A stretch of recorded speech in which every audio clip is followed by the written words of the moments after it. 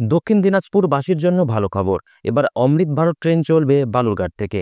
134-33, 134-34 Malda town SMVT Bengaluru অমৃত Bharat express train আগামীতে বালুরঘাট পর্যন্ত যাবে এবং বালুরঘাট থেকে ছাড়বে, এমনই এক নোটিফিকেশন সোশ্যাল মিডিয়াতে ভাইরাল হয়েছে।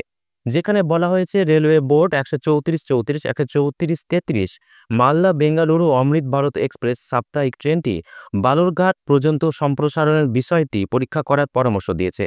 অনুগ্রহ করে এটি পরীক্ষা করে এবং যত তাড়াতাড়ি সম্ভব বিস্তারিত সময়, স্টপেজ, রক্ষণাবেক্ষণ স্লট এবং অন্যান্য বিবরণ অফিসে জমা দিতে বলা হয়েছে কাটিয়া ডিভিশনাল ডিআরএমকে।